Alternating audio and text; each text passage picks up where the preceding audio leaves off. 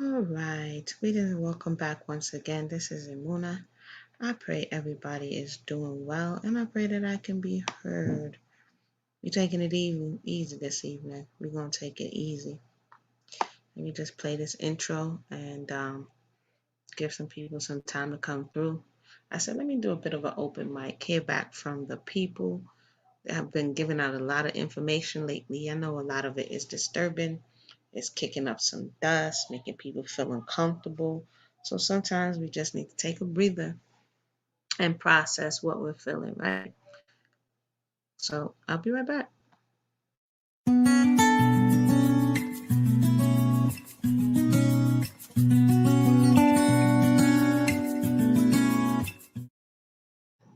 All right, I'm gonna put the link in the box.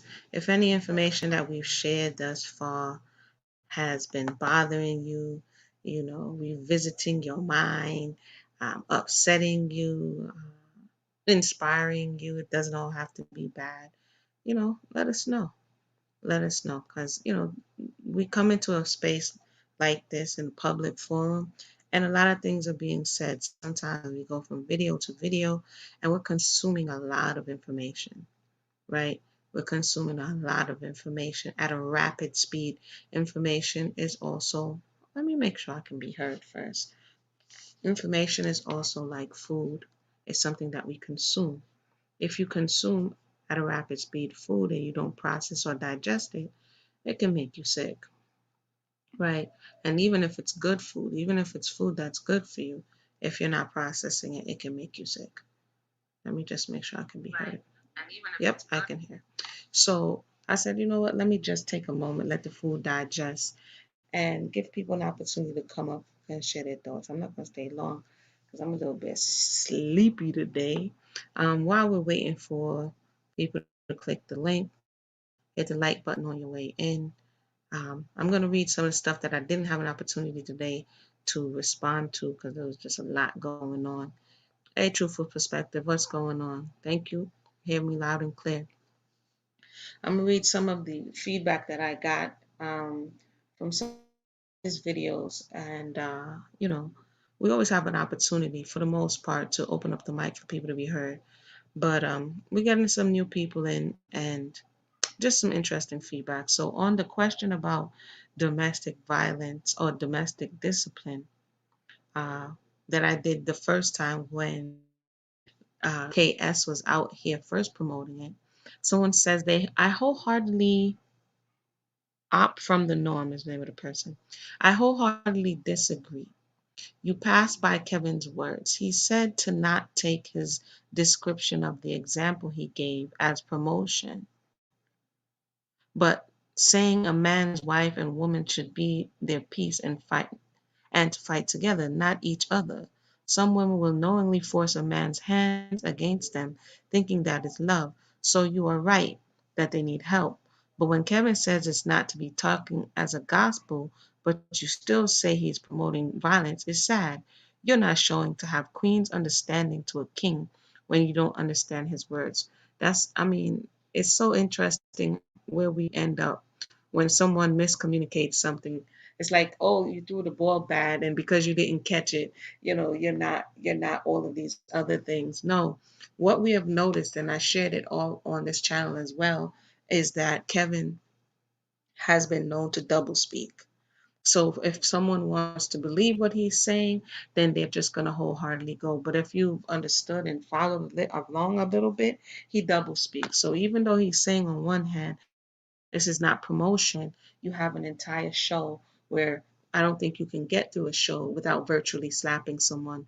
So I find it hard to believe, based on your actions, that you don't want to promote domestic violence when you actually had it as a part of your shtick on your show, right? But this is something I'm noticing in these YouTube streets, is that the minute that somebody communicates something that you may not agree with, or they don't agree with you, they want to insult your intelligence, which is just a logical fallacy, and we know that's an ad hominem attack.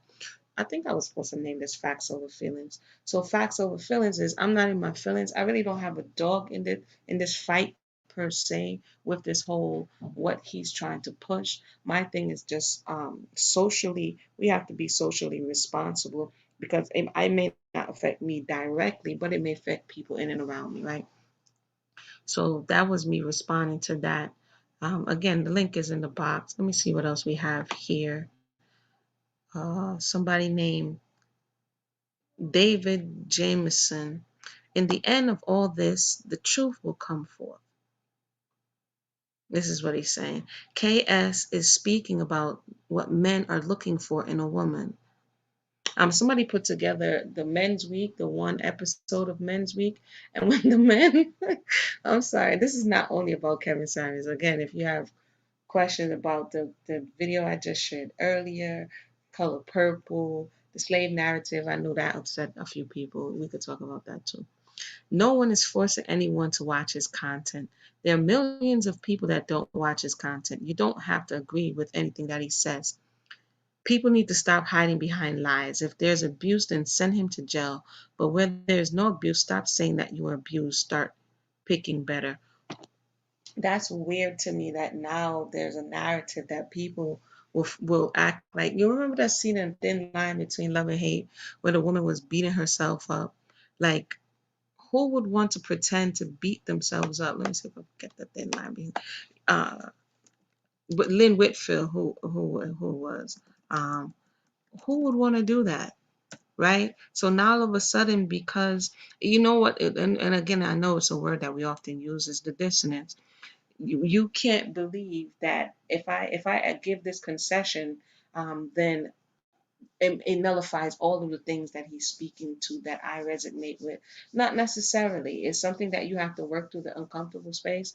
But as we see, people don't want to work through those uncomfortable spaces. They just want to throw back the hot potato in your garden or in your arms, right? So another thing that came up to me as I was doing some work today is that if we talk about abolition, right? And I was watching some videos that were talking about the abolitionist movement because I like to revisit, especially because we're talking about slavery in and out of these conversations. So I like to just, when I'm doing stuff, I just like to listen to documentaries. Anyway, it talks about the level of that, the fact that the mass majority of the population at that time, the planter class, they did not want to abolish slavery. So this was the majority. When people go to, there's millions of people doing such and such, and you know, and so many people support it. That doesn't mean the thing is right. If we take it to slavery, the mass majority of people did not want to get rid of slavery.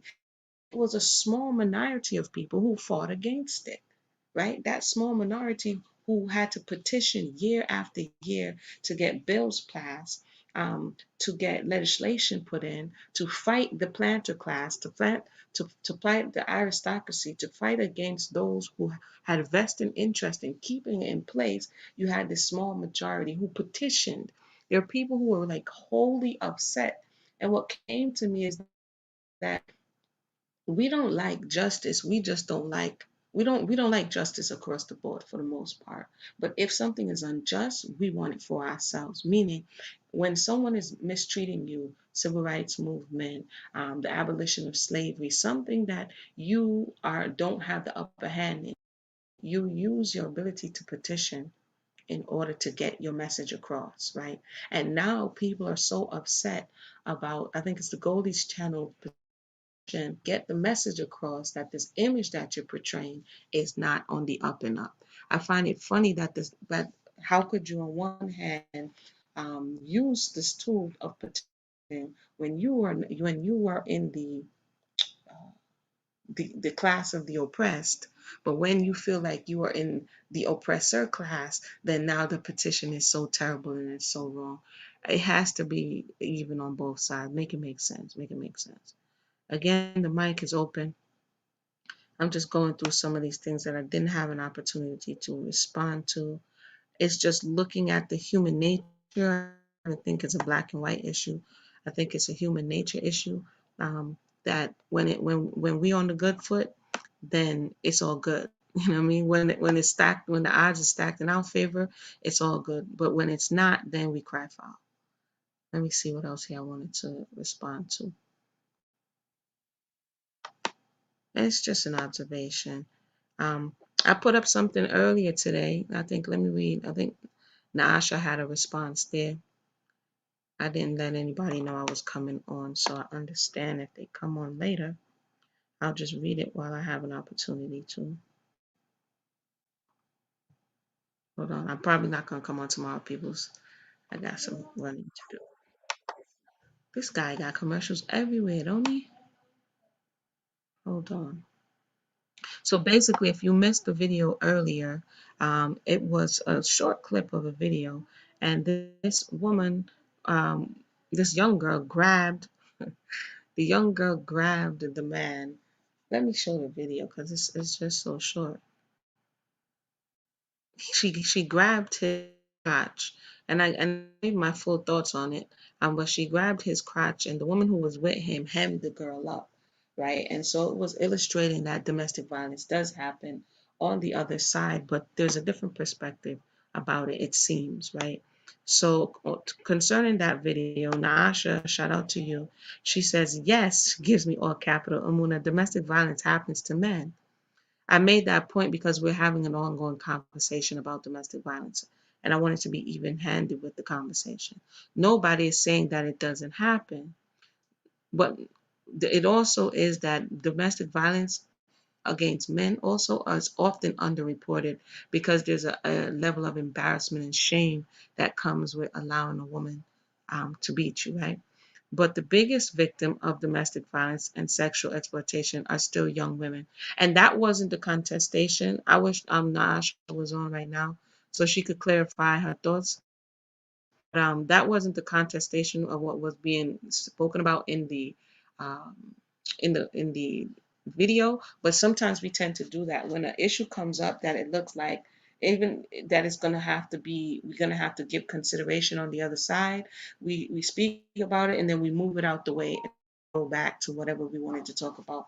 There's some videos I did on here that speaks about communication and how we improve communication, and one of the ways to do so is basically hear what is being said, acknowledge what is being said, and deal with what exactly is on the table, right?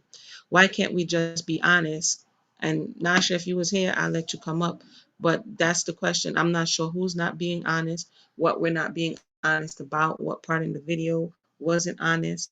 The video was talking about domestic violence amongst a woman to a man and a woman to another woman. Like she beat the woman and she slapped the man, right? So this woman in and of herself is violent. We don't know what took place before or what took place after, right? So I'm not sure what we're not being honest about. Because of its past historical context, we react harshly when the same thing happens to women. We need to keep in mind that we have been and still live in men-dominated world. Abuse of women to men happen, but because of the system of men patriarchy, they are different. Again, not sure where this part of the conversation was going. Why can't we just acknowledge that men and women in this system don't have the same power?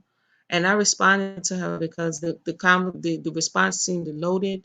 It wasn't necessarily pointing to exactly what I spoke about in the video. It may have been triggering. Nasha has been honest and forthcoming in the past about things that have triggered her. So it may have been triggering, and I can understand that. This is why I'm having an open mic because, there's a lot that goes down that can be triggering, right?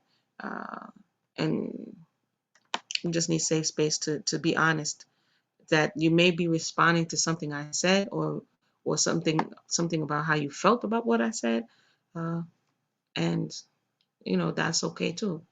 But it makes the conversation difficult when we start responding to what's not being said. It's the same thing that is having a communication issue right now in certain circles because people are responding to what's not being said instead of responding to what's being said or responding to the conversations that are on the table. Let me see if I missed any other things for the open mic. For those who may not have the opportunity, concerning what video was this? Mixed marriages during slavery. The reason I did this video was to speak to the situation that we saw with engagement photos. So LF says, you just made me ask myself, what is critical race theory? That's what I've been doing over the last few weeks when I hear a lot of, noise around something. I really kind of want to know what it's about. because I honestly have no idea. I only heard they're telling white people they're evil. And I was like, that's not right. But I went back and watched that clip you posted with the two guys arguing on that show, and the politician know just as little as me. If it's about this stuff you're bringing up about how the laws have shaped the culture, then it would definitely be taught to everyone. Should be, sorry, but it probably won't because school isn't for actual learning. And that's the reason, I've been studying this stuff for a few years now, but the critical race theory and the pushback and finding out, hey, good evening, Queen Nzinga, what's going on? We having a bit of an open mic, whatever it is that may be online, information that may have been presented, any questions or concerns. I got a little short time before you hear my voice going out. So what I'm finding out is that the laws, even that I read the other day, I wanted to come and clarify the one about well, it's actually under this video speaking about European women and melanated men and that relationship that formed over the time, right? What we also have to understand is that it was, like I said on that video, it was a work in progress. So every time somebody slipped through the crack, or every time they saw a weakness in their law, they came back and made another law. So even though that law technically would have made the offspring of that male and female free, I came across some more information that I'm not going to be able to share now, but I'll share it another time, that they began to construct laws in the different colonies, which we have to also remember that each colony had its own constitution, its own construct, legal framework. But they would now begin to change, basically because they didn't want the melanated man, to be the European.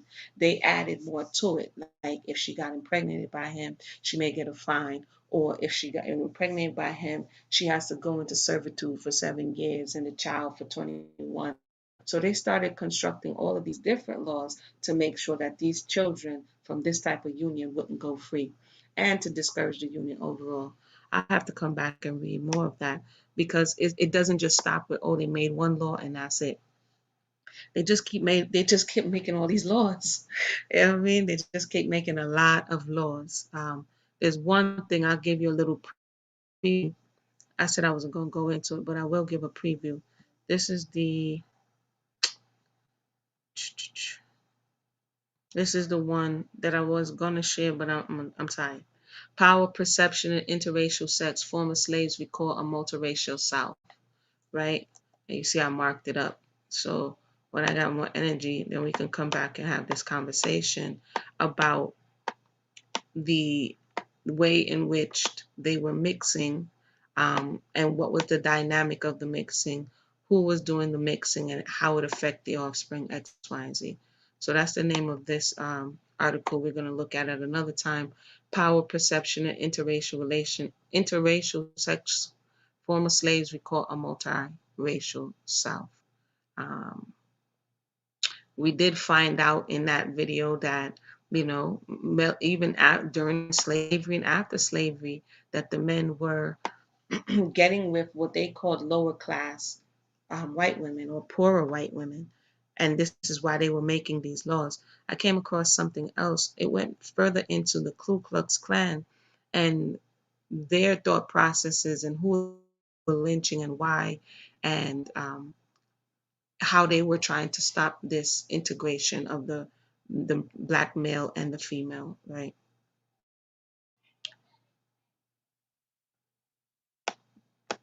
Anybody have any questions or comments? What are your views on the concept of soulmates, or the one? Does it transcend background or race? That's a good question. Um, Soulmates are interesting. If you, as I study and unpack it, I think it's an umbrella term that sometimes we put everything in. What may feel like a soulmate may actually be a trauma bond. Um, or what may feel like a soulmate may actually be a karmic partner. So before I used to think soulmate, the one, but as I continue to grow and understand spiritually, that there may have been some things that within our lineage, our foreparents attracted, and certain energies they set in motion. And then when we grow and move through life, we materialize people or experiences that allow us to meet the energy that our foreparents created. If it doesn't sound too confusing. And what happens is that person may feel so familiar to you, or we may be energetically drawn to that person, that in terms that they've given us, we may say this person is a soulmate. But in actuality, that person came to teach you a lesson, or that person came to have you have a certain experience. There may be people who have good karma or good energy waiting for them, and those may be the mates that come together not to bring pain or discomfort, but to help that person grow in a positive way. So it really just depends. Like I said, hey Quincy, what's going on? Um, what they're calling soulmates. It could, because you may be with, you ever saw somebody that they can't separate from the person, but they're not positive. There's nothing good could come of it, but they're just so bonded to each other. That may be a bond. And because the energy is so strong, we call it a soulmate. But they're not necessarily here for your education. You know what I'm saying? Uh, so yeah, that soulmate thing is deep though. Does it transcend background or race? Mm, like I said, that part I don't know. Yep, like the video, share the video. Thank you, Queen T. That part, you know, it really depends. It really depends because if we talk about the paths that have crossed through history and the way in which the cultures have been mixed, that way you may recognize a soul from another culture or another background, and it may be them incarnating, and you're going to cross paths, and they're going to seem so familiar to you because of whatever intermixing or intermingling that happened aforetime. There's a possibility, because people are not in a vacuum in this space and time. Yeah, like soul ties. But the soul tie is something that we do here. It's something through, and I have a video up here on soul ties. But the soul ties is something that we do by bonding ourselves to one another in certain ways, right? Um, and again, the trauma bond is a way for you to have a soul tie. Sexual intercourse is a way for people to have soul ties. Um, there are different ways that people can have soul ties. Closely associated friend, they can be bonded in certain way. They call it a tie, but it's we're bonded by certain things.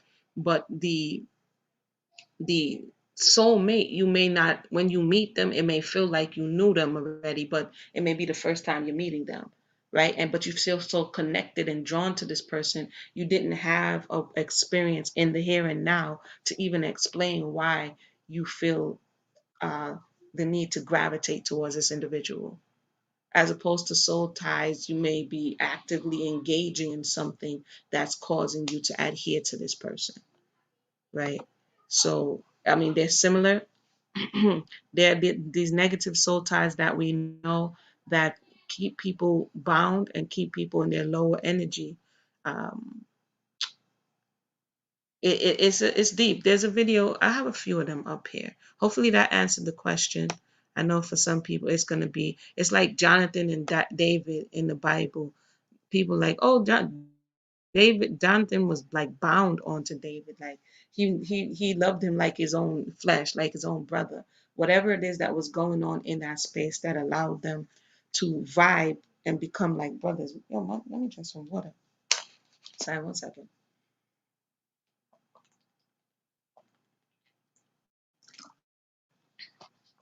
Sorry. Yeah.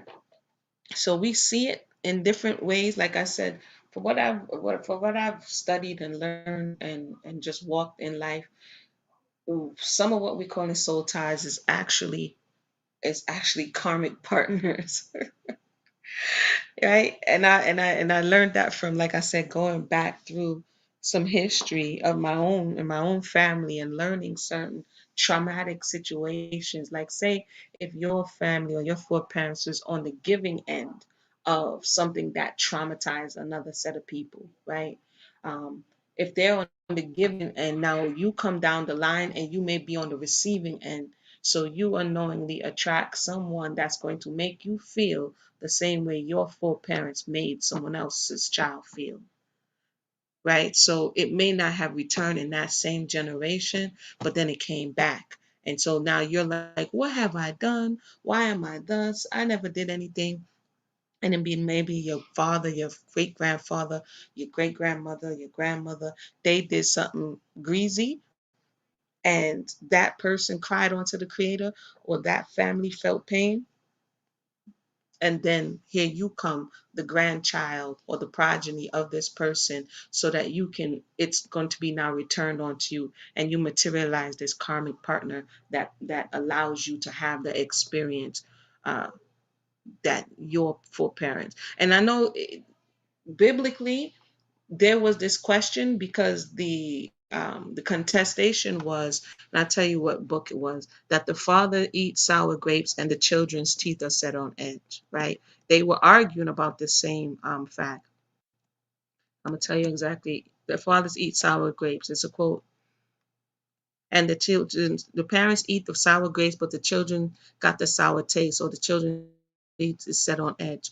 Jeremiah 31:29. It was a proverb. They were saying, why? And it's like, why you keep saying this? Because it's like your forefathers did something, and now I'm feeling it. Why is this happening, right?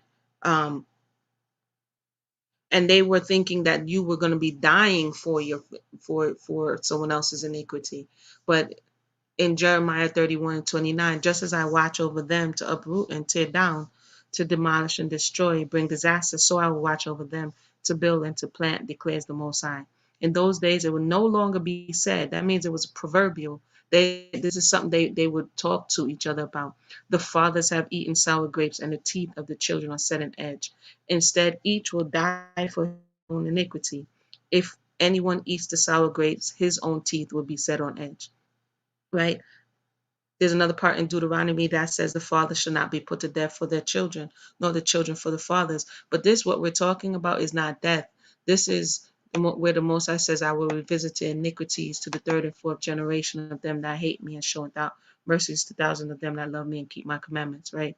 This is a returning of energy, which we know cannot be destroyed. This is that energy coming back again. It's not necessarily going to kill you, but you're going to be able to feel that which your parents have allowed, or whoever it is that's within that soul family of yours that allowed someone else to feel. If it's good, then you may not know why good is coming to you.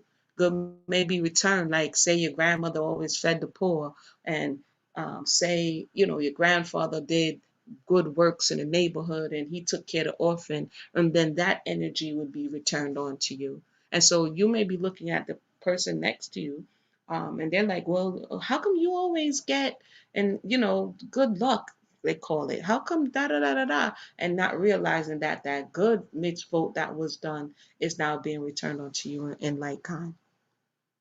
Queen T, is there a way to break that spell? The I mean, I think part of understanding what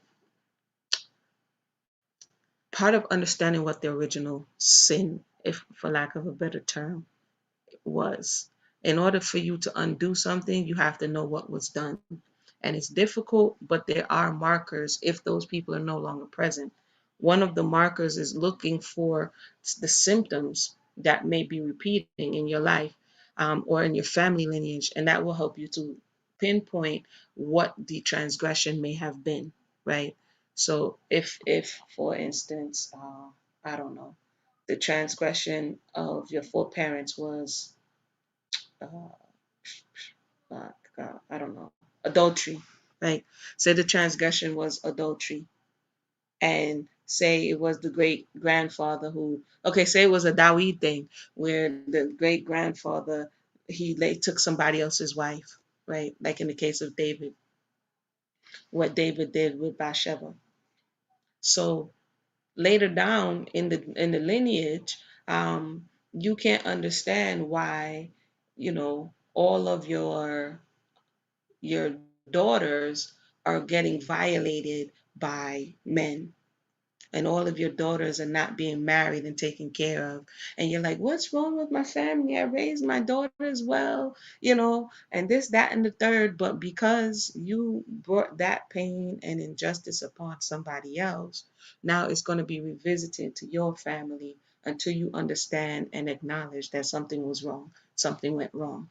So in order to correct it, you have to first acknowledge that something is wrong. And then, I mean, it sounds simple, but really could begin to inquire of the Creator. What is it? So the Creator could give you a clear understanding of what it is, to identify it, to be able to go about fixing it or correcting it. Because everybody's is different. You see that all throughout the Bible, they will say, hey, there's sin in the camp. And they got to go find out who stole an idol, who's in the tent with Cosby, who's doing something off around here. We got to find out who's doing it, and then we got to find out what they're doing in order to deal with it, right? You have to know what the sin is in order to correct it. Like I said, it can be something that is revisited in your family, and then that helps you to identify where the transgression is or what the transgression is. Hopefully that helped. So yes, there's a way to break it. Yes, spirit, exactly. Spirits can be attached to the sin also. That's correct. And so, like, say if it's a sexual sin, um, then you have open doors in that area, because we know when we sin in certain areas, it opens doors, and it opens doors for negative energy, negative spirits to attach onto us. Right. This is why when you see people trying to break addictions or break out of habits, it's very difficult, because in addition to you falling in this area, you're vulnerable in this space.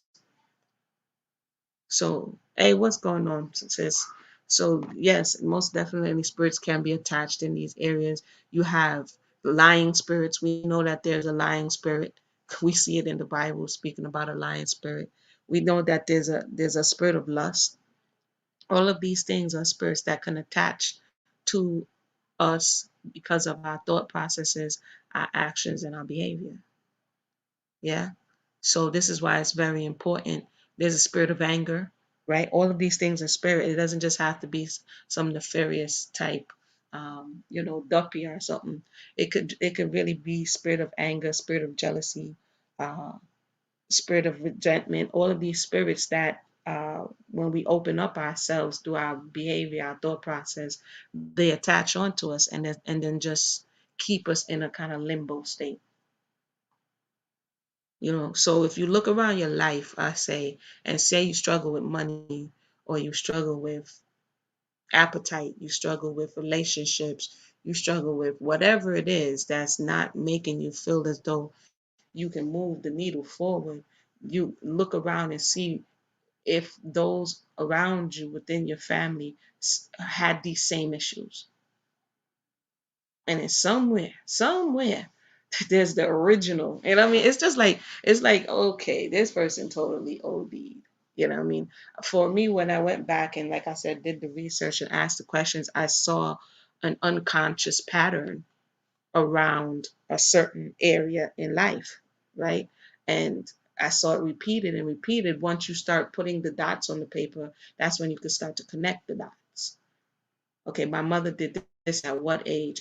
My grandmother did this at what age? My father, whatever it is, whomever it is, where it's coming from. That's another thing. You have to be able to assess what side of the family it's coming from, right? It's not what side of the family is coming from. What's your close proximity to those people on that side? And then you got to kind of retrace your steps. It's work. It's open mic. The link is in the box. I don't know why my voice sound like this. Sound me. Anybody have any other questions or comments? So yes, you for the soulmate thing is deep, you know. Um, but people romanticize it, and sometimes it is not what you think. You're welcome, Truthful's perspective. Sometimes it's not what you think. The soulmate thing, uh, you better hope so it's not a comic partner. right? It will come to teach you some hard lessons. And if it is, then it helps to acknowledge it and to be able to move through. I see Queen Nzinga in the spot. Go ahead, sis. The mic is open. Good Welcome evening. to the Can you hear conversation. me? Yes, I can hear you. Good evening. Oh, okay, great. I was wondering if you were able to hear me. Um, wow. Talking about karmic debt, Mm-hmm. talking about soulmates, talking about, well, really, generational curses, Mm-hmm. um, debts that are owed on a spiritual level. I've been hearing a lot about, with the talk about reparations for foundational Black Americans, which I think is very much long overdue. Um, I think it's high time. Um, and I think that debt that's owed is a worldwide debt, um, for different nations. But I think that if the ball gets rolling here in the United States, perhaps it'll get rolling everywhere else because there are petitions from the Caribbean and Africa going right now. But I say that because that is an offshoot of karmic debt. When you do something, uh, you know, life is a boomerang. It didn't just stop where you hit one thing. Right. It it it it hits the entire family and friends of the person or the situation. It's a repercussion, and it can be generational. It, And a lot of white people are saying, why should we have to pay for what our forefathers did? um it's yeah, funny you this. bring that up because earlier today I was listening to a number of things. One of which was the colonization of the continent. Uh, how the European pulled the same trick that they did on the Native Americans. Like, oh, can I stay right here a little bit? And they're like, oh yeah, come through. Next thing you know, they take over the people land. And just going through my history books and looking at how much carnage, how many souls, how much blood has been spilled. Um, Yeah. the debt is high. Right, right.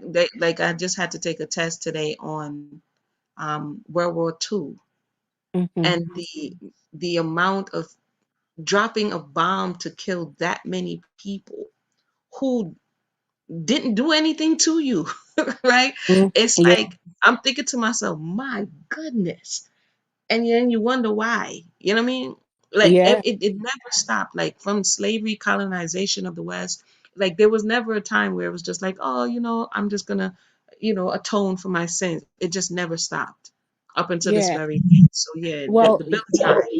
the bill is high, and you can't just repay it only in money.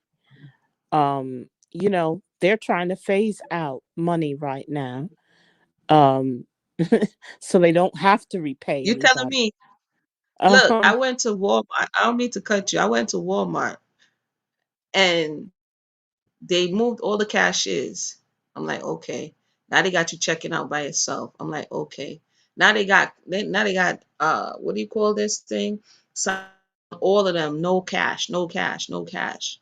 And I'm like, wait a minute. mm, So wow. I go to one of the little checkouts and I'm checking out and the lady's standing there watching me. So when I'm done, she's like, oh, it says no cash. I'm like, yo, lady, there's no sticker on this. So I start kicking up dust. You don't know. I'm like, yo, you're gonna take some cash today. And she gets an attitude, she punches the thing. So they're really like forcing you in this funnel, Yeah. right? Where Yeah. and she gets an attitude and snatches the receipt and goes and like, I'll take the cash. Like it's an offense to Yeah. paying cash. And I was Yeah. like, what in the world is going on at the Yeah. store? So yeah, Yeah. this is where it's going. I would They're agree. trying to make a cashless society, and they're also trying to divide the country once again. And I really believe that this is a, another form of distraction. People really need to wake up, but they're trying to divide people by vaccinations, who's vaccinated and who's not vaccinated. You know, you all created this problem in the first place. This is a Hegelian dialectic. You know, you create the problem, Problem, then reaction, solution. exactly. And it's an old trick, it's an old political trick. But back to the karmic debt, I was listening to Lisa Cabrera on her channel, and she was talking about, and then I actually did the research on it.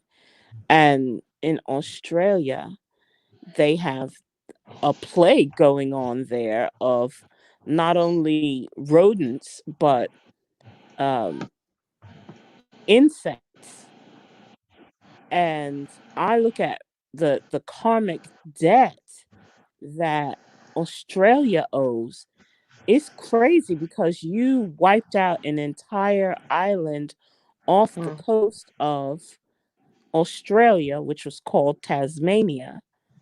And Tasmania, there are no remaining Yeah, they did them persons dirty. there.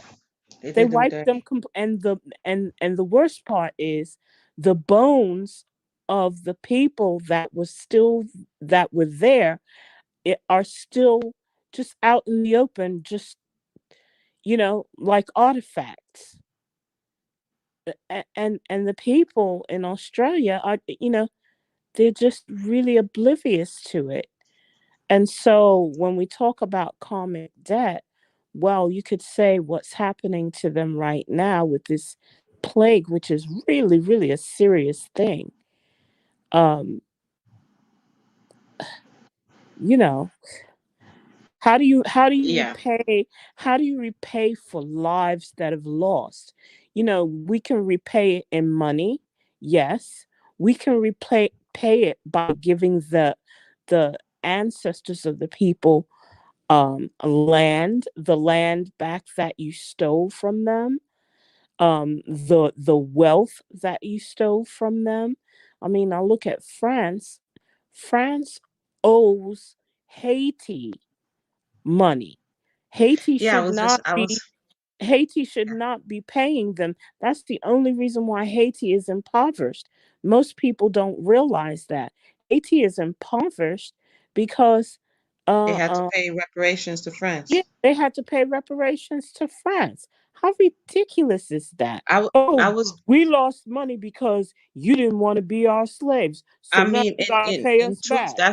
that's what this is why the conversation with CARICOM is what it is, because England did the same thing. They Yes. paid the slave masters and not the enslaved. So the whole conversation of reparations, they're over there like we ain't got spit to give you because we already done gave the people. It just Exact wasn't you. and the thing with England is, and I can say this, is that yes, you had they were the progenitors of slavery. They financed the ships coming to this region over here. They financed all of it. They They orchestrated all financed of it. it. They insured it. They They had whole ensured it. They did industries. everything. They had whole industries. Yeah, they And had now, bottle not making industries, glass blowing industries, rope everything, making everything, industries, everything, everything. everything. Yeah. And Yeah. not only do they owe for that, but they also owe for the Windrush generation. Because if it wasn't for the Windrush generation, England would have once again been in the Dark Ages. Well, according to what they said they took the money and they put it in the infrastructure. So if you're looking for the money, it ain't there. Well, For those, they're Lloyd's of London. There's so much. For you those know, who just joined us, so we had a little so open so mic. so to say that you don't have the money, okay, so why don't we give back back to Egypt all of the artifacts that are in the museums. No, Why ma'am. don't we why don't we take Harrods jewelry department No, and ma'am. send back all the diamonds? Why don't No, we, ma'am. in fact, why don't we take the crown and send it back to Africa? Why don't No, we ma'am. do that? No, I ma'am. mean, We're not doing that, ma'am. there's money in that. The shipping industry. I mean, you know, They're like, no, ma'am.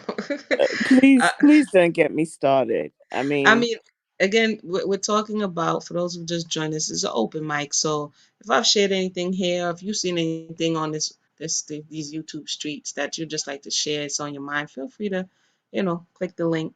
We have, yeah, the same with the Memphis tears. They marched populations of natives into the Mississippi. Listen. This it got me reading this book for the. I told you I went and started some classes, and I'm just excellent. like I this think that's wonderful. comprehensive from 1877 just to. I'm like, you people have been busy, haven't you? Yeah, Like for it wasn't just one centuries. set of people you terrorized. Like they terrorized everyone they came in Yeah. contact with. I Well, mean, my feeling is, any person of color should not be enlisting in any form of military. Um, because it's not our fight. In Vietnam, the Viet Cong said to African Americans, "This is not your war. This is not your fight." Even in Germany, under Hitler's rule, the German soldiers were telling the black, and my father was part of this. He told me the stories. He was like, they were telling us to go home. You guys don't have anything to do with this. This is America, white America's problem, not blacks, Schwarzes. it's the same thing. It's the same thing with the Civil War. I think just because of the condition that many people found themselves in, it felt like an opportunity to prove themselves as a man or prove Yes. themselves. You know what I mean? In hopes that they would be seen as such. But even in so, Yeah. it was still discrimination. It was still you didn't get the same treatment. It was. I think I just went to And it was all, France. it was all segregated. The military back then was segregated as well. Yeah, it was Like, segregated. why is it that we're fighting for you, but I can't eat in the same mess hall as you? That's I what I mean, was going to mention that the it's commander ridiculous. said don't go spoiling the Negroes when they were over there because they were on their last I think they were fighting a battle. Now my mind is slipping. And they were like, oh, you know what, we're gonna have to use these Negroes to do it. And so they came home all meddled up, you know what I mean? And they're like, oh, I forgot the name of the group, but he was like, oh, don't spoil my Negroes over there because they're gonna have to go back home, and we don't want them to think they're more than what they really are. Hmm. So it's been a lot. There's a lot of karmic debt And that. when the soldiers came back from war, they didn't get the benefits of the GI Bill like their other counterparts. So what was the point in even going if we knew that we were coming back to a country that was bound to lynch our people, murder our people, you know, create illnesses in the labs for our people? Why would we fight for a country that showed no love? I mean, it's I think it's a complicated situation. Yeah. The more I mean, one, it's a rhetorical it's very question. I know the complicated. answer. Yeah, Yeah. I think it's complicated for to Well, sit it's got in some layers. of It's these got layers wars. to it. It's a lot of layers. It's a lot of Hmm. layers that it's not easily explained. I think being in their position at the time that they were in their position, people make different choices. Right now we Monday morning quarterbacking it, but they came to their conclusions based on what was going on at the time. You know, every generation thought if we did this, it was going to be better. If we marched, it was going to be better. if we integrate it, it was going to be better. You know what I mean? Every generation tried something and then Mhm. it didn't work. So you try something else. I think that's a lot of Well, what was I going on. wonder what this generation's outcome is, because this generation seems to blame the previous generations for their conditions. But like you just said, every every generation and every era has had a battle with racism and all kinds of isms going on. What will this millennial generation and Gen Z, what will they be thinking about? What's really interesting to me is when I talk to people who are younger, they don't seem to get the fact that they're not going to remain the same age as they are right now. Someone actually thinks that you're old, and to them, you are old. To someone who's 5 years old, all the millennials are old. Right. And they're going to give you the same disrespect that you've given the previous generation. And they're going to say the same thing that you said to the previous generation. Well, what did you do? Why are we still living in this condition? Why do we have to, you know, there's always a sense of entitlement to every generation. And if we don't teach them, then they don't know. Right? Each Hmm. generation has their own unique problem that when it's solved in the next generation, it creates another problem. Hmm. Right? So it's Absolutely. like before, Absolutely. oh, I want you to have an education. So the next generation gets the education, and then they forgot why they needed the education in the first place. Right.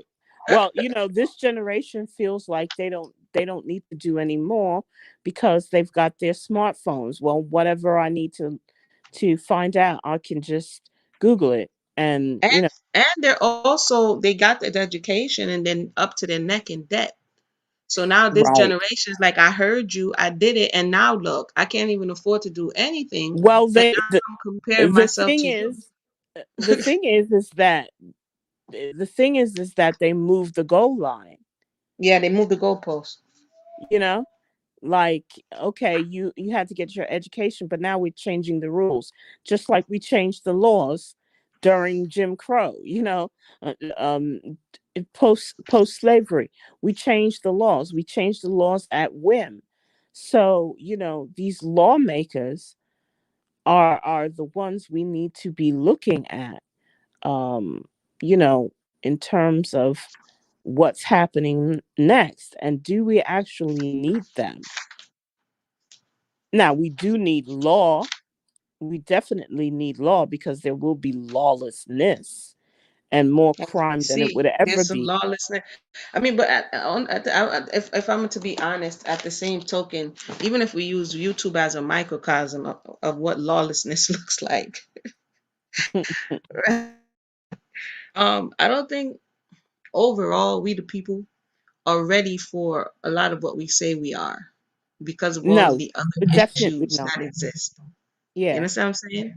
Hmm. Um, and so if the system fails, we are already showing that within the we the people within the system are not even ready and prepared to do what it takes to make sure that it continues on. So Yeah. we're really in a because people are like twice removed from all things that have to do with real life. You know Hmm. what I mean? Yeah. Like real hard skills of how to build and how to plant and how to set up cities. And if you needed to do it again, it would the learning curve would be crazy because like you said, smartphones and computers and all of that stuff, all of these, the virtual world is what we're being told is reality. And Yeah. when real reality hits, then the people won't know what to do. Well, yeah, and to piggyback on what you just said, you know, I hear about people say, well, we built this country.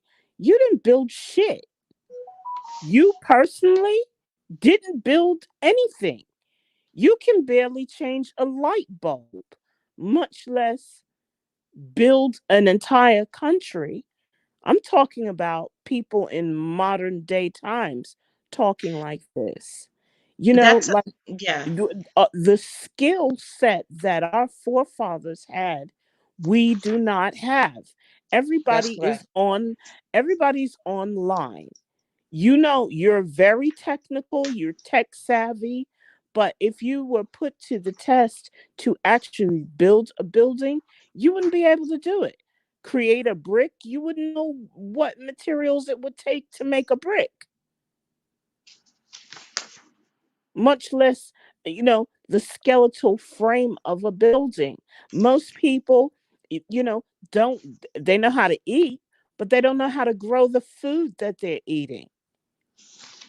Yep. You think chicken McNuggets are actually a food.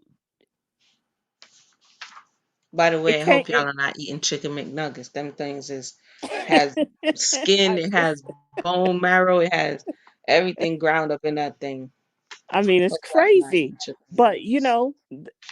but today's generation, everything comes out of a Ziploc bag or And online, and you that, think that's but it. again, that goes back to every generation has their new set of issues. Yeah, Remember but we that can't. came in But when the generation now has really got to concentrate on what is physically happening, and I think with this COVID situation, you know, the moment that COVID hit, people, what did they grab?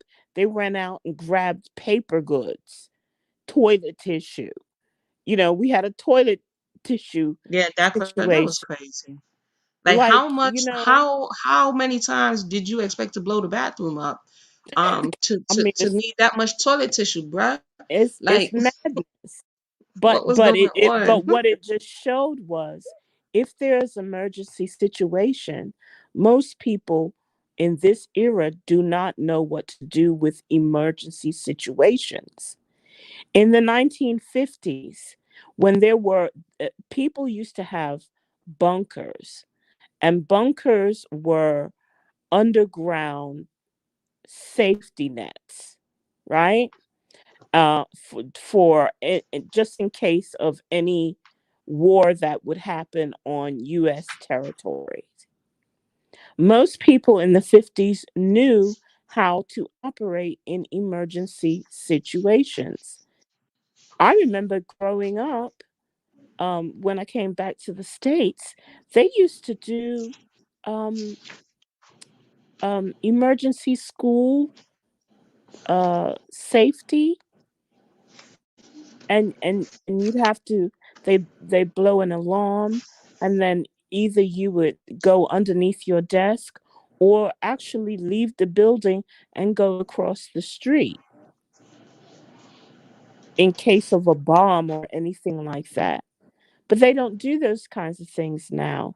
So, learning how to take care of yourself in an emergency situation, most people don't know how to do it in this And generation. well, here's the thing. You on YouTube is a beautiful place. The internet has a lot of things. There's a lot of people. I watch the channels that if we apply, that's why sometimes I pass through the neighborhoods. You know, you got different neighborhoods. And I'm like, Hmm. y'all still over here talking for 8 hours on a live stream? Did anybody learn how to can? Because if you don't can correctly, if you grow your food, right? You grow your Right, food and you don't know how to preserve it, you just lost your food. So there's a whole thing between growing food and preserving food. If you right. don't can correctly, then you can kill yourself with botulism and all kind of fungus. So like Exactly. spend 8 hours arguing on YouTube or be on the same platform. You can go to or order it offline, get the ball jars, learn how to cold water bath, learn how to, if you have an Instapot, learn how to seal your stuff, learn how to grow, learn how to preserve. I got a dehydrator, learn how to dehydrate things. Mhm. There's so much that you can be learning how to do Yeah, while yeah, you engage yeah. with the We're people. There's arguing. really no excuse. There's Yeah, really no yeah. excuse. We're focusing in on individuals who are woman hating, when, a bomb could be dropped today, and you're still talking about that same subject, like you really need to snap out of it. Snap Yeah. out of it. Look, There's bigger fish to fry than celebrity gossip there sure and is. gender And they hating. all, hey, let me tell you, the prepper channels on YouTube. I have some of my favorites. Okay. Yeah, Um, me too. they teach you how to make. They teach you how to make because the knowledge is abundant. One of the things that And I've the I've and I've and the crazy part is the majority of them are Caucasian people. yeah, oh yeah. I don't. Your knowledge is knowledge. I ain't hating. No, Look, but I'm just saying, look at the yeah, things that they're focusing in on yeah. and look at Knowledge what is we're knowledge. focusing in on. And all we have to do is I've been saying this for years. I said it when I was still living in New York. All I do is change the focus. Like if you sit around and try to convince, hey everybody, come over here, come look what I'm doing. You'll be there from now to thy kingdom come. Get Yeah. up off your keister. If you see Mhm. one or two people who's trying to do something, or you just the only one to begin with, go do that. Right? Yeah. Mhm. There's if you bake, this is one they show you how to make your own vanilla extract. If you bake or you cook, you know vanilla extract is expensive. Yeah. But Yes, it is. this woman was showing how the vanilla extract, when you make it in this big jar and you keep just topping it off with the grain alcohol that they use to extract the vanilla, it'll Yeah. last for years. These Yeah. are like real time things that you can learn to do in the now, in between, dropping some science here and there. Like, y'all don't get it twisted. The Muna don't just come to YouTube to, talk about back in the day. You know what I mean? Because for me, if we're not putting it into practical use, then we're wasting our time and we're setting ourselves up. You know Yeah. what I mean? Uh, Well, I think that, if they had brought back the classes that they used to have, which were when I was growing up, you had shop classes, wood shop in home classes, economics. Yeah. and home economics. And, you were taught how to do some form of gardening in home economics, but you were also taught how to cook Shout out and to Queen and T. She says she y- got a garden in her backyard. Shout out to you, yeah, Queen T. Hey, I've got a garden as well. What if the food truck doesn't come to Walmart one day? I mean, like, there was a point during this COVID where they were saying that the truckers were going to go on strike. yeah, the truckers is what makes everything move. You know what I mean? It I makes mean, everything like, we move. don't even understand how these dynamics move. But for me, I've always been a prepper, and I think, when you're a Caribbean person, I think it's almost like second nature, especially if you come directly from the island. You know that you've got to have bottles and bottles and bottles of water because, Speak, hurricane season hits. You speaking gotta, you know, you speaking gotta of be the water, prepared. yeah, you have to be prepared, and sometimes we need little. We don't have to wait till we can talk about what they used to do, and we can acknowledge where we are right now, and then we can move forward. Like just one Yes. thing that you say you want to do, whether it be plant a bean, whether it be watch the life, whether it be learn how to purify some water or get a water purifier. Um, that all of this information is at your fingertips, and the ability to actually practice. Because there's one thing, I tell a story. When we were overseas, right? If you didn't have propane, you wasn't really cooking. You had to gather like regular stuff to light your fire. It was the most difficult thing to light this fire and keep it going. Right? Yeah. The natives make it just look so easy. Let you be hungry and you don't know how to keep a fire going. Yeah. Right? So we couldn't, fatten it, fatten it. It's not enough to cook the food. The neighbor Yeah. comes through and he's like, I'm like, yo, how do you do that? So anyway, hurricane season a few years ago, I'm back in the States and I'm like, oh yeah, man, I remember how to light a fire. Right? So the children are like, what are you doing? I'm like, yeah, we're gonna eat, no problem, because the lights are off, you know? Tell me why. I'll know we ain't eat what I was trying to make.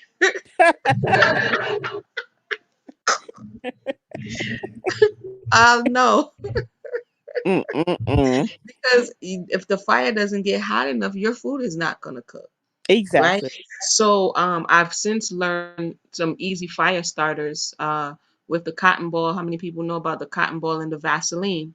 Yes. You know, Vaseline is petroleum, which is Well, highly flammable, it's a right? cousin to kerosene. Yeah. Right, right. So if you dip the cotton ball and cover it into the Vaseline and keep it on in like little plastic baggies, those are fire starters that you can use when Mhm. you're gonna get your fire started. You light it, you throw it on your whatever your bramble, whatever you're trying to get started, and it will help the fire to begin to burn.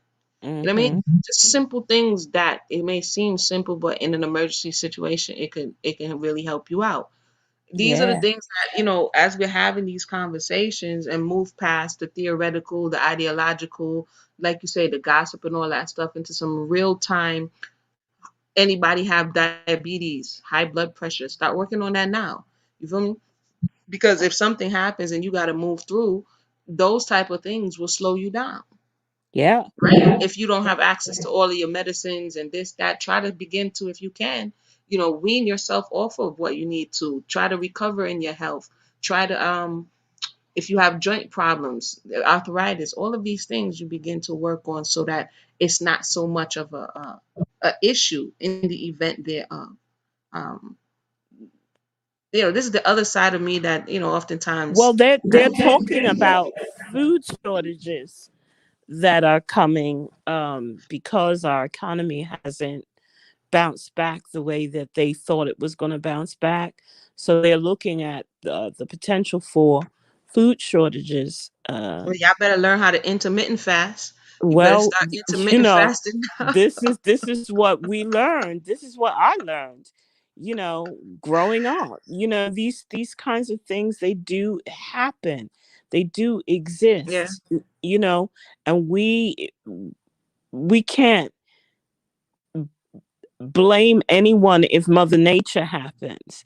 yeah. If we believe that this plague called COVID that we're in the midst of, if it hasn't taught anybody anything, it should teach you prepping and healthcare. I've seen people. What is that commercial they've got going on now called Vax that A up? Oh gosh, yeah. I covered that a few. Look now, they're really trying very hard I to mean, to come push on. this conversation. All it is, like I said, for many, because I've gone camping a number of Hmm. times, Yeah, me and too. and camping is cool. You know what I'm Camping saying? is cool. Camping is really cool. Hmm. It gets you in contact with nature for real. Yes, It yes. forces you to be present. Um, Hmm.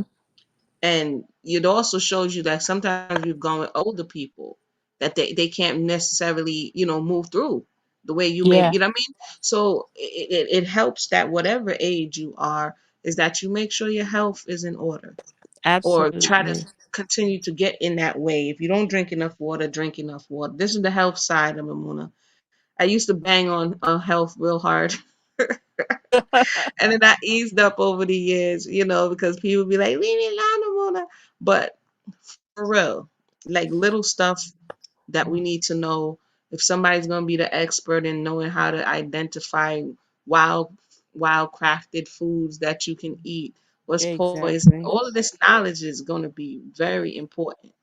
You know what I Yes, mean? it is. Yes, Um, it is. And we over here.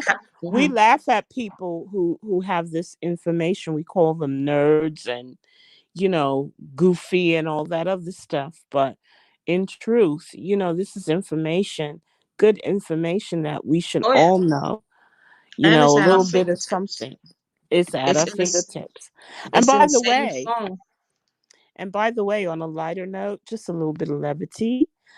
I tried the Vish. Oh, you made it? I did. I actually made it Cajun style. And I looked Okay. up on the internet, various recipes for heart of palm, which I absolutely love in salads. Mhm. Um, So I made the Vish, and by the way, I'm giving you a nods up in the book for it. Oh, that's what's up. And I also made I I left back a couple pieces of the heart of palm, and I actually made fried calamari with it. Yeah, I've seen people do that. Oh, I've it seen was people do. so good. Yeah, I've seen. I mean, there's so much stuff you can do, man. It's Oh, the it was sky's the limit. delicious. It was delicious. I mean, me That's good. personally, I lean towards being more of a pescatarian. Um, Okay. and of course I eat vegetables all the time. I used to be an official vegetarian, when I was younger, but now that I'm a bit older, I put fish back in my diet, and now and again I'll have some chicken, and every 12 blue moons I'll have some meat. She said 12 blooms. Yeah, 12, She 12. said 12 of them. Yeah, it's But very, very rare, very rare. But but I'm not mad at people who nah, don't. at this point, people, like Quincy just said, she's not vegan, but you cut out red meat and pork and cut down other meats. It's really, at this point, you got to understand discretion. You got to understand when you keep pumping certain things into your body, how it affects you. You know what I mean? And Absolutely. then you have to come into that for yourself and learn when to let go of certain things. And because if people force, a lot of people, they get forced, and Yeah. then it doesn't have the benefits that it could if you made your mind up yourself. You know what I mean? Yeah. Well, So I don't do pork at all. I mean, it's not even a question for me. nah, Um, and I don't do cow's milk either. So, nah. but that's just me. Everybody is different. Everybody's body is different, which is why, these rolling out these remedies that they're trying to use, it's not a one size fits all. That's why you see some people who are leaving this earth, because it's not a one size fit all. So What may basically, be okay for one person may be deadly to someone else. yeah, I found that out, going out selling. People like, oh no, I can't. There was this one lady. I was like, lady, are you messing with me? She's like, no, I can't eat spinach. I'm like, what? She's like, and then, oh gosh, I Oh, can't what a eat. There was all these travesty. lists of things she couldn't eat. I was just like, okay, lady, you may need to cook your own food at home. Um, Yeah. My God. If you have that yeah. many, then you definitely need to stay home. Oatmeal is the truth. Oat milk. Yeah, I agree. Truthful. I was rocking with oat milk. I had a video from like 2012 on YouTube, like the old channel making oat milk. Now they Hmm. really OD and commercialized it, but oat milk is the simplest thing to make. And it Well, take like you can put a they used to be big on, like, when I noticed that there was like a rollout of veganism during yeah. the They, 90s, they're and doing they too were much now. promoting rice milk Now and rice milk is nasty. Soy soy milk is nasty. milk, like, what are you guys talking about? This is not a good thing. Now the oat milk, just your oats, your roll or your steel cut oats, some cold Mm, water. You blend it. You strain off the pulp.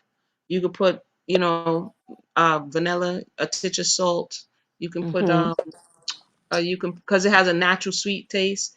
I used to put, for Mhm. the children, I used to put molasses in there for your Mhm. potassium, and Mhm. you good to go. Yeah. Almond milk is good too. Almond milk is good too. I'm a Um, big coconut milk girl. yeah, coconut milk is my I coconut use milk is if coconut you for want to do cream. everything. Coconut cream, coconut milk, Queen coconut T says she oil. making cabbage soup. Are you making cabbage soup? I love Yeah, cabbage. yeah. Yo, cabbage all day. Um, so yeah, But basically, you gotta put some clove in the cabbage, because oh no, she did. Did she say clove in the cabbage? yeah, you gotta put a little bit of clove because it gives you gas. Yeah, it does. It does give you gas. So if you But put cabbage, if one, you eat it, the cabbage is good for your digestive still. Depends. it Cabbage is it good. is, Brussels sprouts. but I always put at least one piece of clove in while I'm cooking. Okay, okay. Just to cut that gas from coming. And if you do have gas, well, then, drink some charcoal water. That always helps. I'm withholding my. I always be having my children like, mommy, why you always be having something funny to say? I'm like, I'm on the internet, so I'm gonna be nice. I always got jokes, but yeah, coconut milk in a smoothie, coconut milk with curry. I love that. I just Love made it, some of that love it, today. love it, love it, Um, love it, love it. so, but yeah, y'all got me talking about food. I guess because I was cooking today when I'm talking about food. But Ooh, if anybody has anything else to say, feel free to share. Like I said, just one goal. Just write down one actual factual hand application goal that you're trying to learn to do. Um, and then make your way towards doing it so that you can get the kinks out. Because in theory, one thing, in practice is a whole nother thing. You know what I mhm. mean? Um, Clove takes away the gas. I thought it was baking soda. Um, Baking soda too. yeah, I put a little, not even like a little sprinkle of baking soda in the chickpeas when I'm Hmm. pressuring it, and it helps the chickpea to come out a little more softer. Too much and it's Oh, gonna be okay. real frothy. Yeah, because Yeah. chickpea is a harder bean, but I know the baking soda helps with the cooking of the chickpeas. Oh, okay. I never knew that. Yeah, yeah, just a pinch though, like too much, like literally, it doesn't need that much in the water. Because sometimes people say, "How do you make like really smooth hummus?" And you Mm-hmm. gotta make sure you cook the chickpea. Hold on, y'all got me in cooking mode. Let me stop talking about food, y'all. I got more work to do. I cook. Well, there's a What? there's an Wait a minute, Queen T. You sound like my customers. What'd you say? You never ate chickpeas? What are you saying to me? never You never ate ate chickpeas? chickpeas. Yeah, yeah, Queen T, yeah. I'm gonna have to I'm gonna have to give you some chickpea recipes, man. She's had hummus before, no? Queen T, stop playing with my emotions. What? I had this old customer one time. She had to be like 70. And she said this. She said, I've never eaten a chickpea before. I was like, what? So I had to put her on. Yeah, I had to put her on. She was like, oh my goodness, I love it. Especially with lemon. I mean, it goes with anything, really. Yeah. There's so many things you can do. Yes, a Yeah. lot you can do.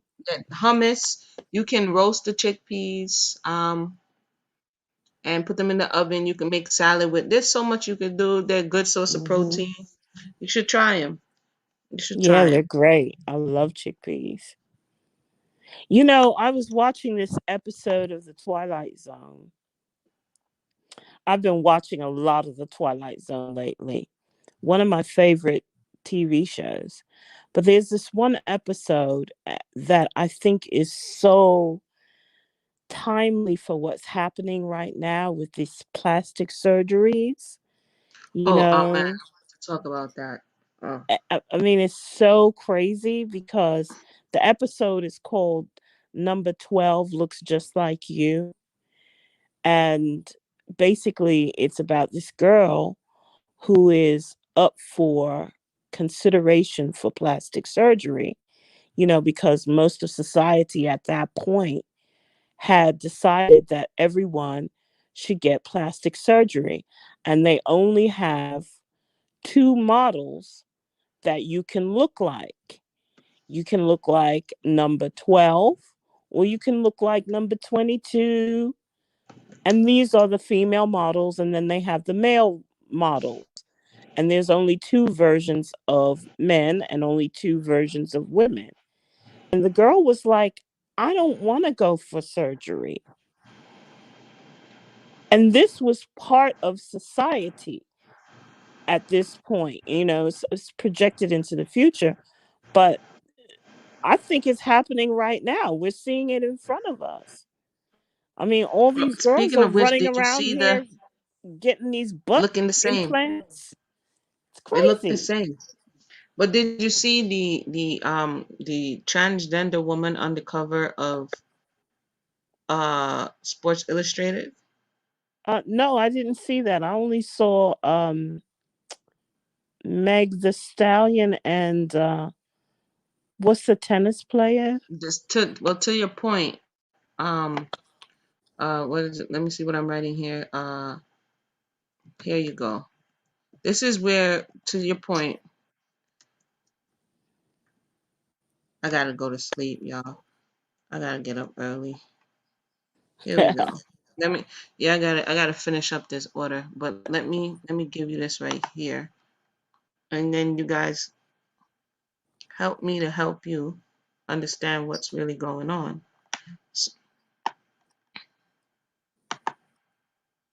Okay, one moment, please, and let me. Y'all helping a brother Bill. True perspective. Well, I'm glad we could help. We're glad this is a place where brothers and sisters could come together and have conversation without feeling like they're gonna get attacked. Where did I just put this thing at? Oh, wait a minute. Oh, here. So I'm glad that you're getting information that can help. Hold on. The other day I just was showing you guys a video and y'all couldn't see nothing because I keep forgetting to take.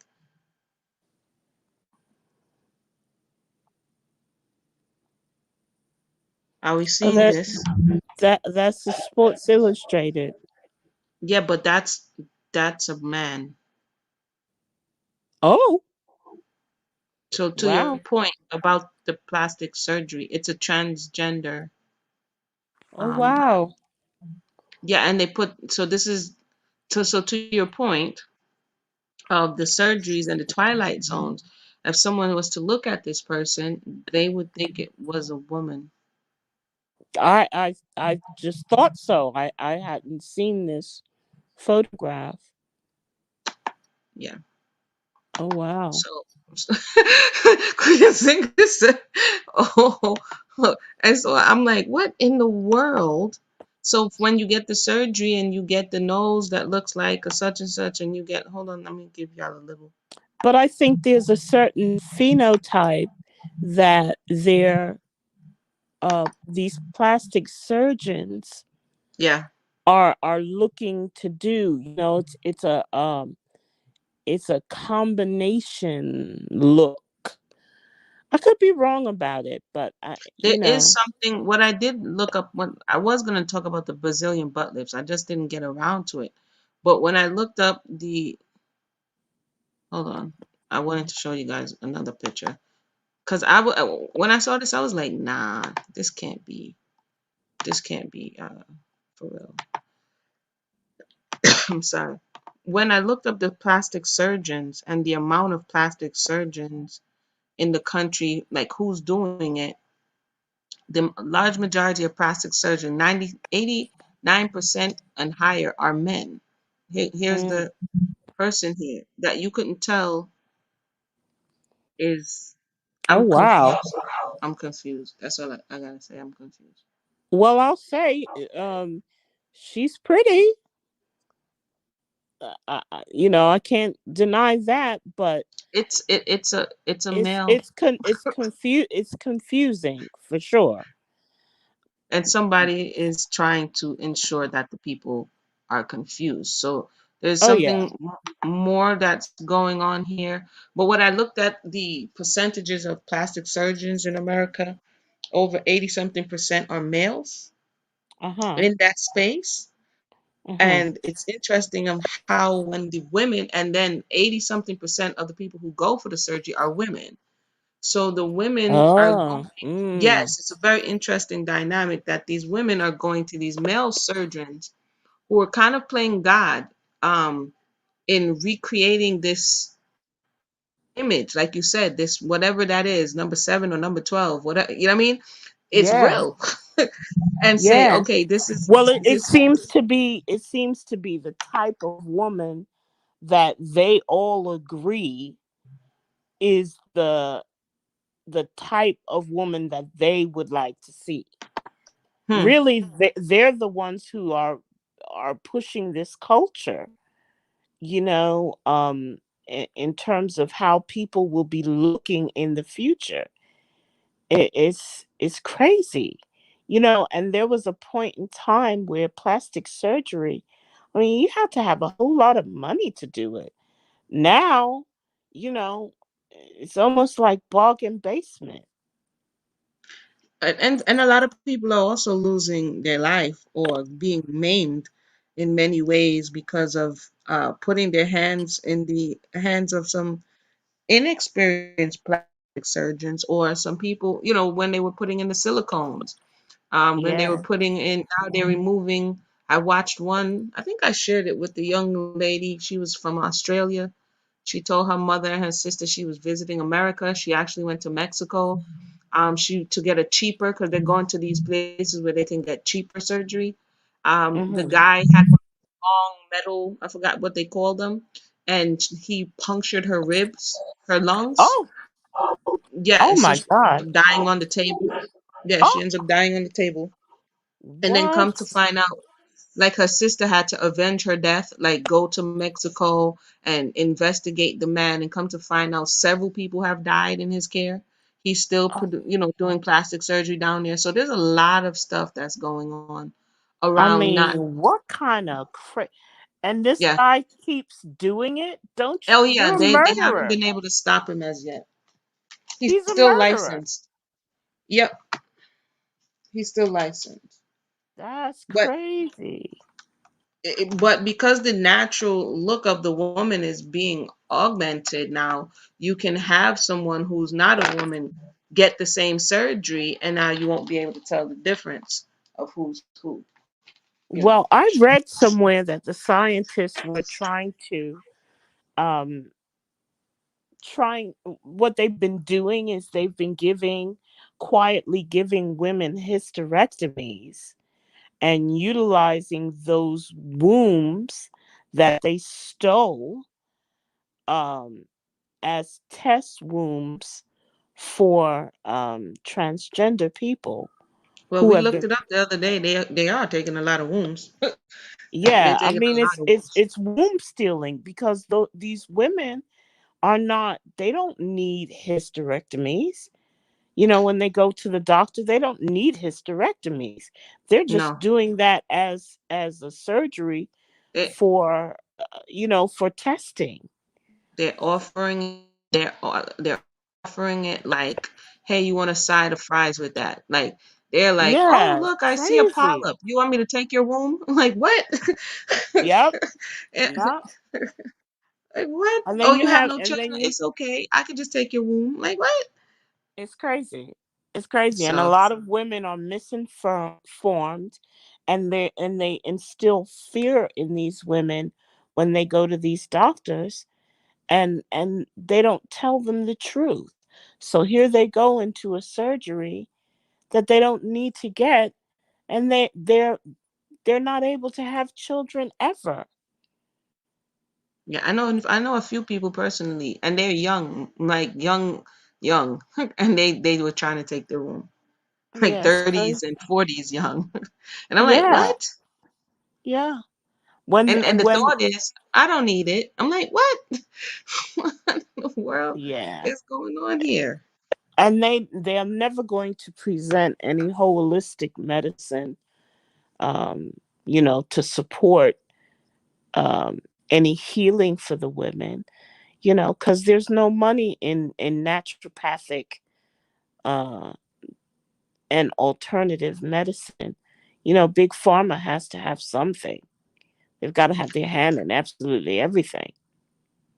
Well, as we said, if you're listening to the sound of my voice, find one thing that you want to do to improve the life of yourself or your family, and together make it something that you can do together, learn together, catch rainwater, purify rainwater, learn to build a koi pond. I don't know, whatever it is that you know what I mean, get some Chinese, I don't know, get some goldfish, whatever it is that you need to do to build your confidence about your capabilities, do that so that we can be one. Because everybody's not going to know everything. We can definitely exchange information from those who know by experience. You know, this place has made it where do you know how to sew? Do you know how to knit? Do you, I mean, all of these things sound like, oh, they're old school, but when you need to sew a garment, it's not that old school anymore. I mean, when you Yeah. I bet you it's a life skill, it's a survival skill. Um, Well, just like swimming is a survival skill. Most yeah, black people do not know how to swim. And yep. I find it really interesting that even in the Caribbean, we're surrounded by water, and most people on the island don't know how to swim. I think it's a trauma response, really. I think the experience that we had on water Hmm. uh wasn't the best. Well, yeah, Because that's true. if we look at our condition, then we would have to look at melanated people in other places around the world who didn't have that experience to see whether or not it's just solely something that's happening with the people who had to go through that water passage. It Hmm. may be something there. I've always thought that there was something there. You might have a point. Yeah, You might have a point. because that's 6 months, 6 weeks on the water. You saw the water, you saw the ocean's edge, and then you were just on water for a very long time. Yeah. You know what I mean?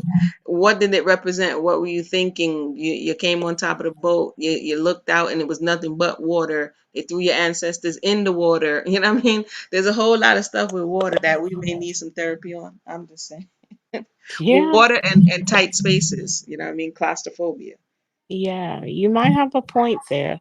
I Oh, mean, yeah, and that theory may be applicable to epigenetics. yeah, You that's what I'm know, saying. yeah.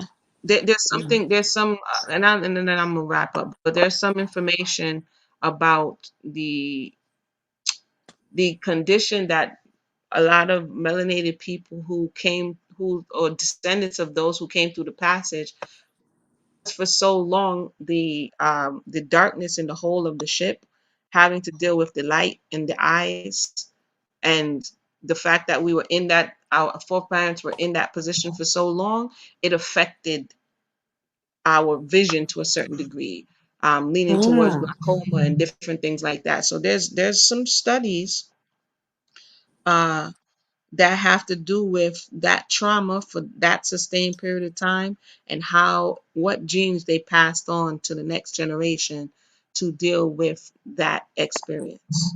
You know what I mean? Mm. Very Because when interesting. oh yeah, it's because you look at what they say. Oh, black people are the most to do this, the most to do that, the most to hypertension, the most. And you're like, wait a minute, something else is going on here. You know what I mean? Something else is Yeah. going.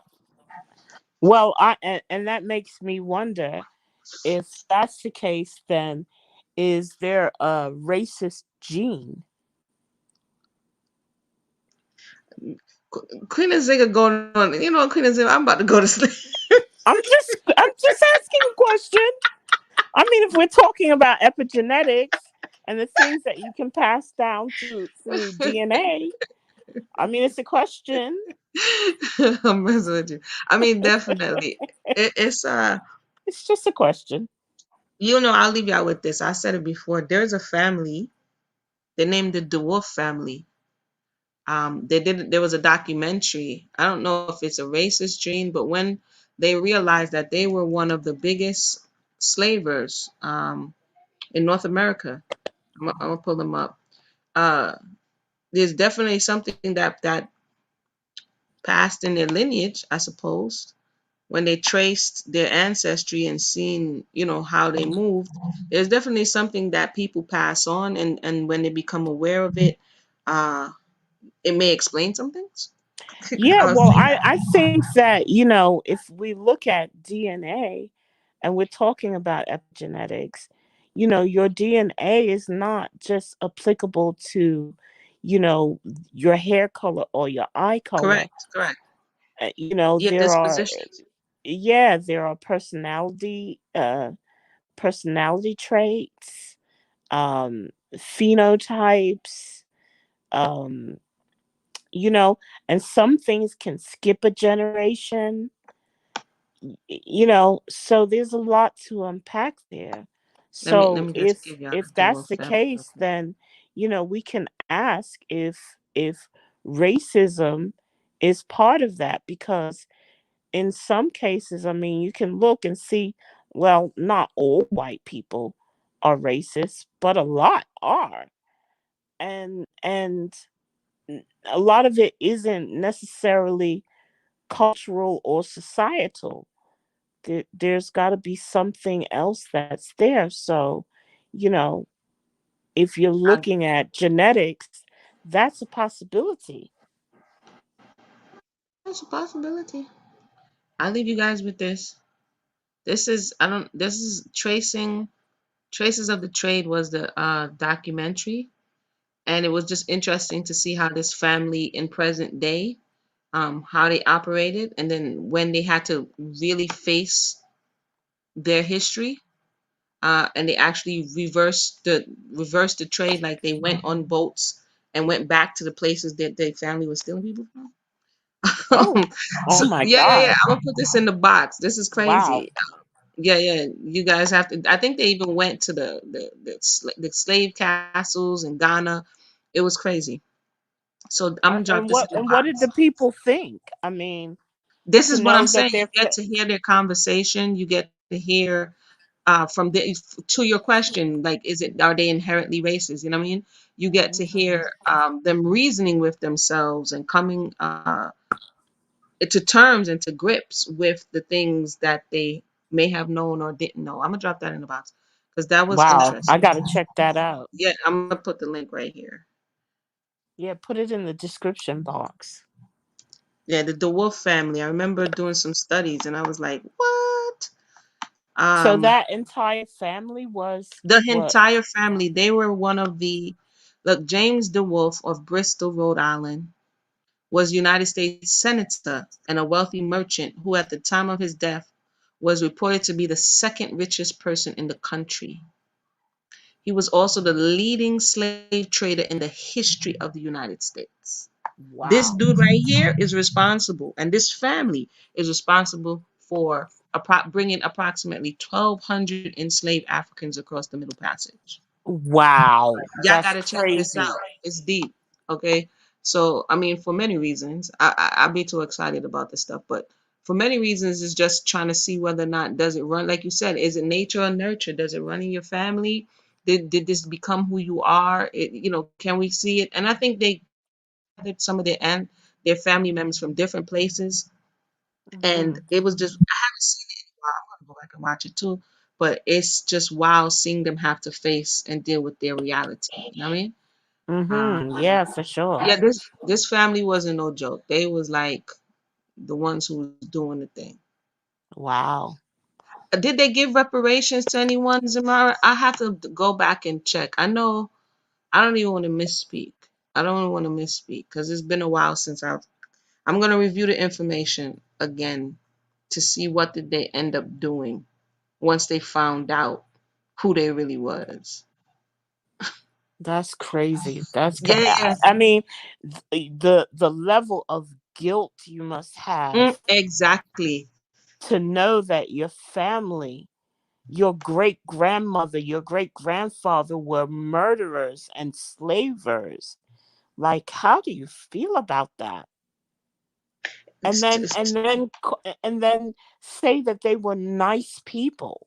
You know, like it's funny because madness. I was watching the reparations in England today when I was working, and one of the guys, his one of the men, his ancestor was an enslaver, and just to your point, he had to rationalize that this person wasn't a very nice person, and he couldn't do it, so he was just like, well, I suppose he was just doing what he had to do. You know what I mean?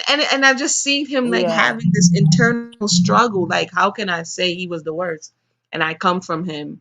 So he was just doing what people did. You know what I mean? So, So so that yeah, means that if he was the worst, then that means I am possibly the worst as well. the word correct.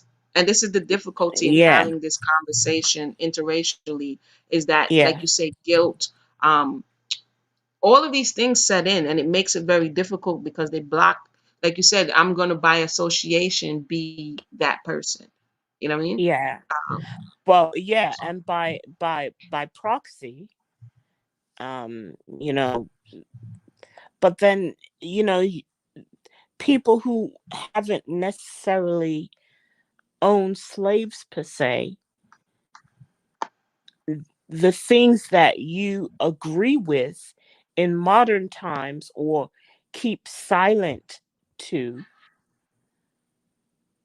is another form of it.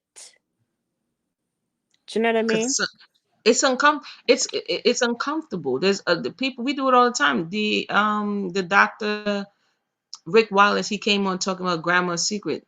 People in general, not just race, people do it. It's uncomfortable. I don't want to talk about it. If I Yeah, don't talk about it, maybe it goes away. It's not going yeah, away. I still don't want to talk about it. You know what I mean? yeah, If you yeah, start talking about it, I'm gonna attack you. That's a human thing. I don't think it's really just any particular race. When we are uncomfortable, we tend to go into denial or push the uncomfortable thing further from us. yeah. So we'll definitely come back. Is there an update on the Victoria's Secret, Karen? Oh yes, there was a up. Well, no, did you send me the update? I think you sent me the update. No, no, no, The no. last thing the last Yeah, thing I heard about it was the woman went and got the she went and got the police report, and yeah. That was the she last thing I heard as yeah, well. that's the last thing I heard. She got the police report. They got the woman's name. They the internet has no chill. The internet has no chill. That's all I know. Because the lady read her name out like hard body, like, yeah, her name is such and such. I was like, oh, I mean, just the fact that, well, the whole thing is crazy, but what kicked it off for me was fake, that fake fainting. Like, that faint was, I don't know what you're yo, talking about, sis. That faint was you put your everything. purse That was the down, highlight of the whole clip. but The wait, faint. you put your purse down first so that your head could land on the purse. And then you slowly drop into a faint. Like, if you're gonna faint, you're just gonna knock yourself out, teeth falling out and shit. Excuse my Oh, French. mercy. Yo, Like, come on, the stop faint was that. the highlight. Yo, The homie fa- laid on the the floor real faint and smooth. the shaking legs. It's not funny though. I mean, that's a whole nother conversation. I mean, my God, I couldn't when I saw that. I was like, Yeah, that faint was everything, man. this That is the layout, she laid next out real smooth. laid out. And she knew where she was going to land. So she put her purse down where her head would be. Like, you knew what you were doing. You knew exactly what Yo, you were doing. well, may the Most High help us in this Unbelievable. time. People need prayers, y'all. Y'all pray for the people. I'm Yeah, she was saying, having a temper tantrum. I say you pray for the people who are awake and who are asleep because we got to move amongst them every day, you know? yeah, So, yeah, pray the Most High keep us safe as we go and we come. I want to exactly. thank you for walking with me, Queen and Zinga. This has been good, nice and I relaxing always rock with you, conversation. girl. And thank everybody for coming through. I pray everybody have a blessed day. Like I said, man, one goal, put one goal up there, and then go forward and smash it. You know what I mean? Um, so that I'll say this. I was listening to content creator today, and the people were complaining. He's like, "Well, what are you trying to do?" And they're complaining. He's like, "Well, if that's what you're trying to do, I have a solution. Do you want to volunteer? Crickets." Do you want to? And I was like, you see, this is the problem. Talk, talk, talk, talk, talk. As soon as somebody starts saying it's time to move, no, yeah, I forgot my socks in the dryer. It's like, come on, man, you ain't trying to really do nothing for real, for real. No. You know what I mean? I, So I find people I'd who are like to really say trying to do something. that everyone who's listening should pick up a hobby, Yep. a life skill hobby, um, a safety hobby, um, and build on that. If it's gardening, if you never knew how to garden before, start with one house plant. Um, Yeah. you Grow know, some aloe. eh, you Grow know, some take up something. some wood making, some carpentry. I think we should all have some form of life skills and survival skills. So I think I'd like to leave with that. Oh, yep. Thank you so much. Also, give one item up. Food. Yeah. Give something. See if you can live without it. Whatever you claim you can't live without it, try. Because people like, I can't live without such and such. Yeah. Do you make it? If you don't make it, you might Yeah. gonna have to live without it one day. So you just never know. You can't live without air Yeah. conditioners. Sit outside on your porch. You better Yeah. learn how to sit your little behind down. Let me stop. I be learn to sit your little behind down somewhere. Learn how to stay cool. You understand? Hmm. I'm from up north. Air conditioners in Florida. Up north, you better learn how to be cool. Yeah. Um, you're gonna learn how to put some ice in the fridge and not complain and you know all the stuff people complain. Yeah, I'm getting sleepy. I thank everybody for tuning in. Everybody have a blessed night. Yeah, next time we come back to one of these open mics, um, come through and let us know what you have done, what you wrote down, what you accomplished, how you move forward, what you're proud of. Because there's not enough space for people to be like, you know what, I'm so proud of myself. I said I was gonna walk every morning and I did. You know what I mean? Everybody's always Yeah. complaining. Whatever you're proud of, come and share it. We'll support you. We'll lift you up on that. Yeah. I think that's a great idea. All right. So I'm proud that I that I'm almost finished this history class and I'm about to smash it with an A. So Yay! I got an A today on my test. I got one more test and a Awesome. term paper left. So Awesome. Awesome. Awesome. Well, you're yeah, brilliant. So I'm not worried about your grades because you're brilliant. And I I think support your thank you. brilliance. I I support think your I'm gonna write, brilliance. but I have to my writing be a little bit. I was like, let me not hit him too much with this writing. So I think I'm just gonna I'm gonna write about the Roaring Twenties. That's gonna be my term paper. Is that going to be your closing thesis? Yeah, I'm gonna write. At first, I said the Harlem Renaissance or the Roaring Twenties, but since they still in the same proximity, I could kind of work one into the other. Oh, okay. Ooh, I like that. The Harlem Yeah, Renaissance. yeah. That's So, uh, amazing. yeah, because we're gonna dig up some information. That's what we do. Strivers Row, which no black people live on right about now. Thank you so much, Truthful Perspective. All right, everybody. You're probably not gonna hear from me tomorrow. They got me working. You feel me? But Yeah. probably Tuesday after I finish turning in some paperwork, then I'll be back. Thank you so much, Queen T. All right, everybody. We'll talk again. Good night. Good night.